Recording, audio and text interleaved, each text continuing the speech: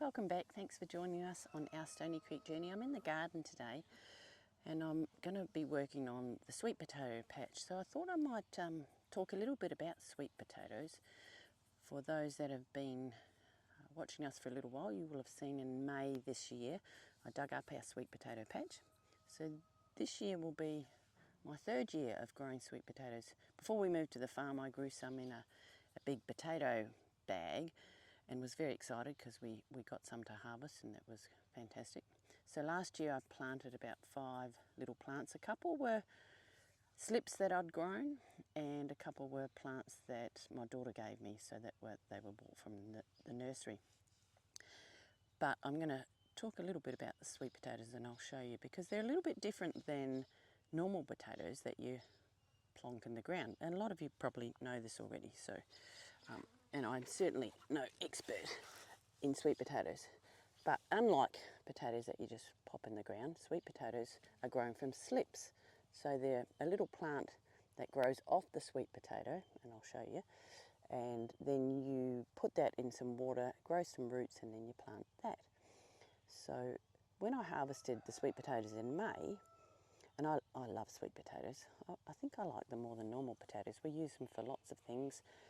They're great roasted.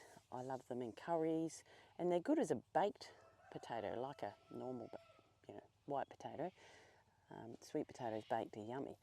And we have probably 2 sweet potatoes left from the harvest that we did in May, and now we're nearly at the end of November. So they have lasted us a long time. So they actually store really well as a good root crop over the winter period. So my plan was to, and I've showed you the little tote beds that I've chopped up, and I'm planting my sweet potatoes in there this year rather than in the veggie garden, because they do sprawl out and take lots of space. The other good thing about sweet potatoes is you can eat the leaves, whereas normal potatoes you can't. So what I did when I harvested the sweet potatoes in May, I chopped off a couple of their leaves and thought, well, if I put those in water I might be able to keep them as slips and grow them and plant them again. I didn't know whether that would work, whether it would be too long. So I have, they all rooted, and I have put some of those in the totes, and I'll show you how they're going. And then I put some in some containers, but a lot of them have died. But the other day when I was out in the veggie garden, lo and behold, clearly when I dug up the sweet potatoes, they have a mind of their own and they grow. And I have heard from people that they do take over. So be mindful where you're putting them. But in the garden, I found some sweet potatoes growing, some slips growing from the sweet potato. So I'll show you. And what I've done probably 2 weeks ago is taken a couple of slips off these potatoes that are in the garden. I've put it in a little glass and they've grown roots. So today I'm going to pop those up and leave them for a couple of weeks and then put them into the garden. These particular sweet potatoes, like this year I grew a few different ones. I grew some orange ones and some white ones that were sort of purple inside, which are really cool. These ones that have hidden themselves and now showing themselves are the white ones with purple inside, which they're quite cool. You don't really buy those at the supermarket. So I'll show you what they're not invaders. They have lived there and they've been there since May, and now over winter they just clearly just sat in the ground, and now it's spring. Well, we're nearly at the end of spring. We're a couple of weeks until summer. And here, I know I can grow sweet potatoes, but I know I can't plant them really until the very end of spring. Our nighttime temperatures are now generally above 10 degrees, which means the ground's warm enough to plant most things. So I'll show you what these little sneaky potatoes look like.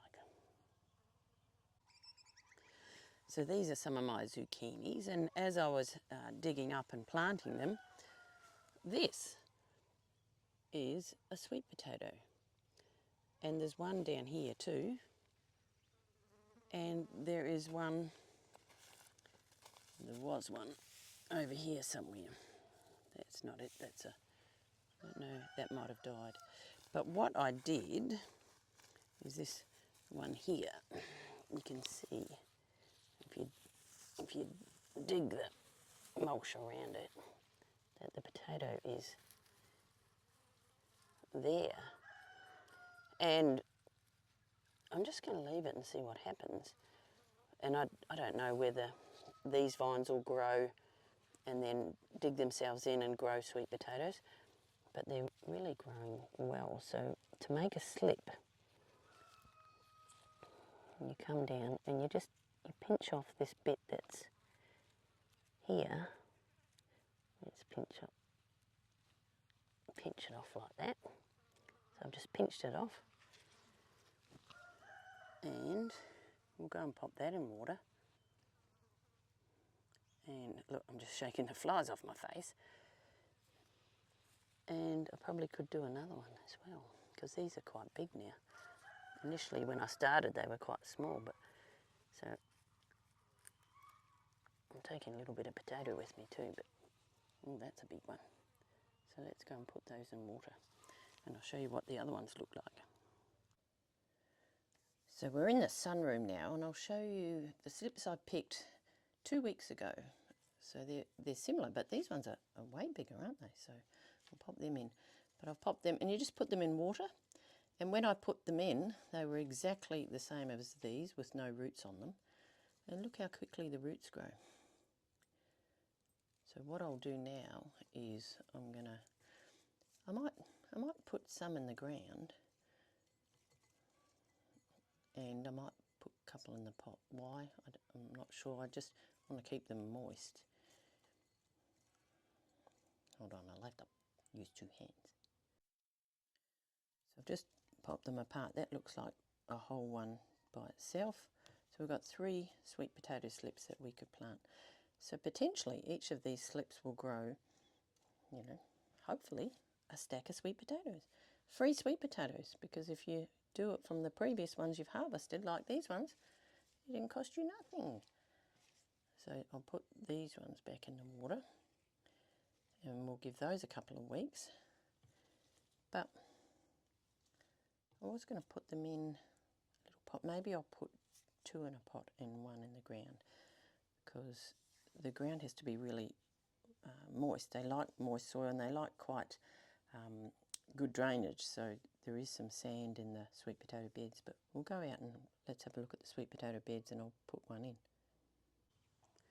So we're at the sweet potato totes. So these are all the totes I pulled out, and in the meantime I planted them with lettuce. So we have lettuce for days, which is great. But what I did do with some of the slips that I kept, I've got to find them. There we go, you can see one there. Pop them in the meantime to see if they'd survive. So one survived in there, and my rocket's gone to seed. Don't know if I put one in here, but I put, trying to find them all, definitely another one in here that didn't look so good, but now the top of it's looking quite good, and I think there's another one in here. So I can probably put 2 or 3 in each bed. So I might just choose a spot to put one. I found another one that hasn't gone so well. That looks like it's past its time here, but I found a spot. I'm just going to put this one in the corner here, and then as we get some more, I'll pop them there. So I'm just going to pop it in the ground here.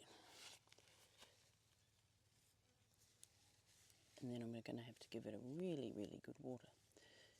So just pop it in, fill it around with some soil, give it a really good water, and hope it survives.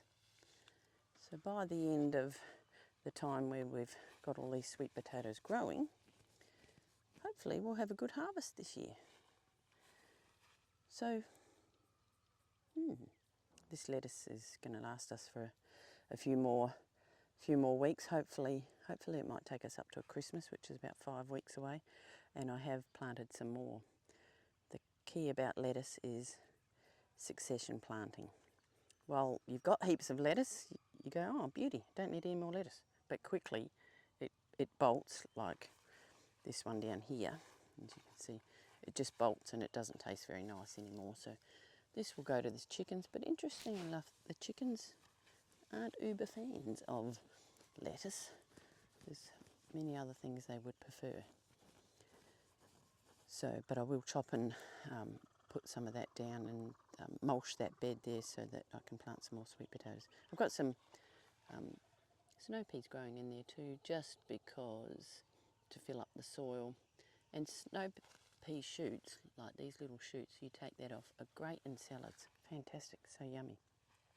But yeah, my rocket, it's just a bit sunny here, and it's bolting. So let's see how these sweet potatoes go. Hopefully we get a good harvest this year. If not, it'll be back to the drawing board in the main garden. But like lots of things, it's a bit of an experiment to see what works. So an end snippet of the sweet potato video. These are our little chicks that we incubated that I was hoping to get some Araucanas. So in there's 2 Australops. They're the ones you can see with the comb developing, and the other ones. So we've just taken them from the brooder and put them into the maternity ward because we've moved the Sussex out that's had 6 little chicks. So now they're getting some sun. So they're very different colours. I'm hoping those 2 little grey ones are girls. But now it's nice to see them out. So thanks for joining us on the farm, and then we'll see you next week. Have a good week.